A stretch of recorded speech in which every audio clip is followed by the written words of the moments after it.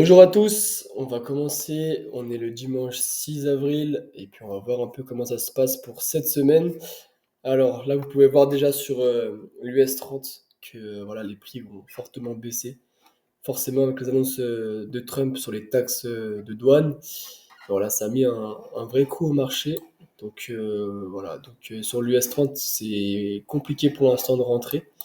Je vous le rappelle, à rentrer sur des fortes hausses ou des fortes baisses, c'est pas bon du tout avec l'Ishimoku. Il faut vraiment attendre un repli à minima sur la Tenkan et au mieux sous la Kijun. Ok, c'est beaucoup plus intéressant.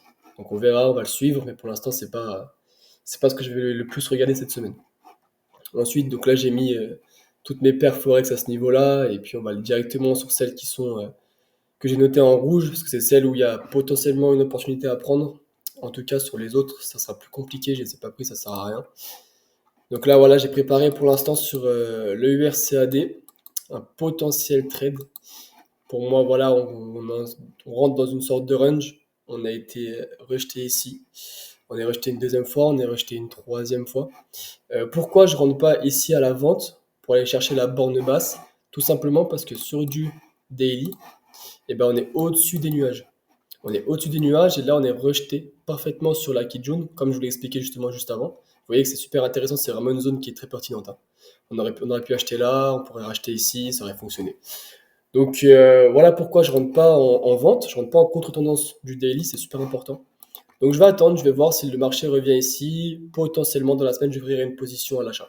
Voilà. Puis après, voilà, il faudra aussi des mèches de rejet, voir comment le marché se comporte à ce niveau-là quand il reviendra ici.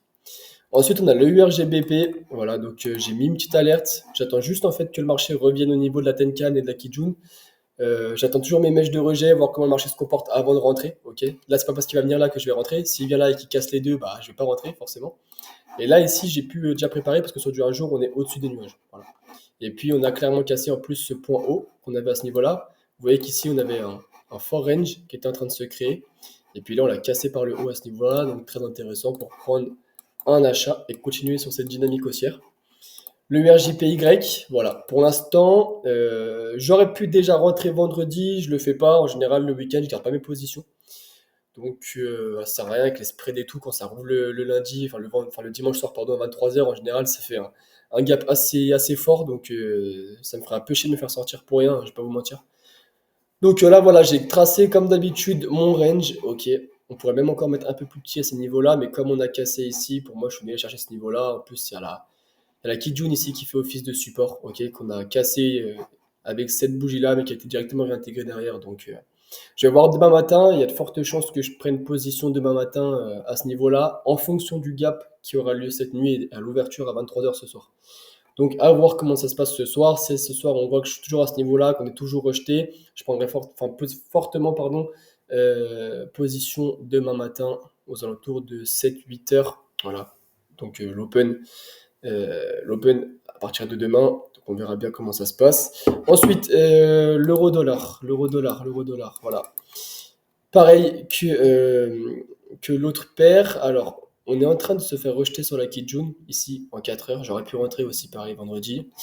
Donc là, je ne l'ai pas fait. Je verrai demain matin comment ça se passe. Mais là, en tout cas, voilà, c'est préparé. On est pile rejeté. Vous voyez, la mèche de rejet, elle est parfaite. En daily, on est bien au-dessus du nuage aussi. Voilà, la seule chose où il va falloir qu'on fasse attention, c'est qu'on est très loin de la Kijun. Les prix sont très loin de la Kijun, mais heureusement, on est assez proche de la Tenkan. Donc, ça devrait quand même pouvoir le faire. Ça se tente.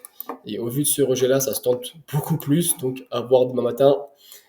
Et sur l'ouverture, comment ça va se passer, voir si je prends le trade ou pas. Ensuite, on a le GBP USD. GBP USD, en fait, j'avais déjà tracé ça, cette zone-là, depuis une semaine, un peu plus d'une semaine. Et en fait, bah, vous voyez qu'avec les droits de douane, bah, ça pétait à la hausse. Et là, on réintègre le range et on est parfaitement rejeté encore à ce niveau-là, sur toujours cette zone de support, ok, à ce niveau-là. Donc voilà, moi je vais voir pareil demain matin. Honnêtement, si on est encore dans cette zone-là et qu'on est rejeté, je prendrai un trade à l'achat. Toujours avoir un ratio de 2 minimum, ok, c'est la base. Là j'ai 2,27. Donc sur le RUSD, c'est pareil, hein, j'ai 3,14 pour aller chercher le plus haut. Je pourrais peut-être même le mettre à ce niveau-là, j'irai bien, mais en tout cas ça sera au-dessus de 2. Donc dans tous les cas, c'est prenable. Ensuite, NZD, bah, pour moi, il n'y a rien d'intéressant. Voilà, vous voyez qu'on pète à la baisse, donc attendre un repli ici, donc je ne les ai pas notés. Là, pareil, il n'y a rien à faire. L'USD-CAD, voilà. Donc pour l'instant, je l'ai mis en rouge, je vais le surveiller. Par contre, ce qui me plaît pas, c'est qu'on a cassé la Kijun par le haut, en dessous des nuages, donc pour l'instant, je vais rien faire. Il me semble que sur le daily, on est baissier, donc là, voilà, donc là, je vais plutôt aller chercher des ventes, forcément. Donc à voir si on recasse ici la Kijun à la baisse et la Tenkan, pourquoi pas en même temps. Là, il y aura peut-être possiblement une chance de prendre une position à la vente à ce niveau-là.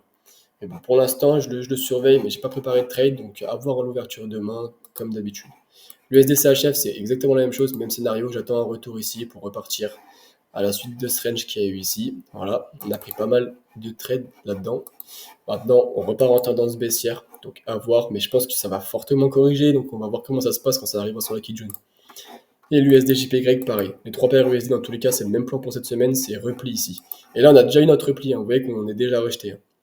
Vendredi, à partir de 19h jusqu'à 23h, on a bien été rejeté sur la Kijun. Ok, donc pareil, sur du daily, on est en dessous. Le marché est fortement rouge, donc c'est le nuage pardon est fortement rouge, donc voilà. On va évidemment suivre la tendance baissière.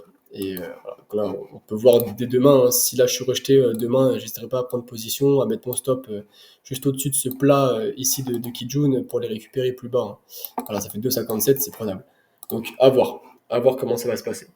Voilà pour cette petite revue des paires Forex et puis de l'US 30 comme je l'ai dit. Mais pour l'instant, clairement, cette semaine, pour moi, je prendrai pas position tant qu'on sera pas revenu sur ces niveaux-là, quoi. Ou à minima sur les 52 Fibo, quoi.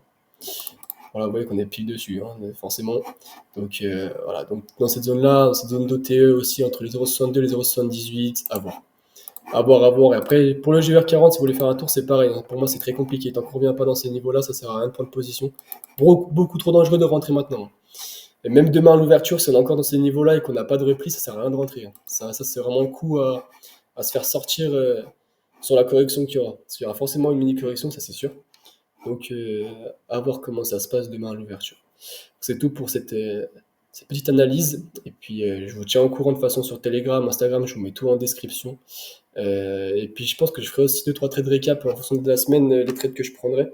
Je les mettrai sur TikTok. Il y a de fortes chances que je fasse des trades récap. Voilà, voilà. Alors, je vous souhaite une bonne journée et puis on se dit à la semaine prochaine ou possiblement dans la semaine. Je referai sûrement une petite vidéo, je verrai bien. Donc, je vous souhaite une bonne journée et à bientôt.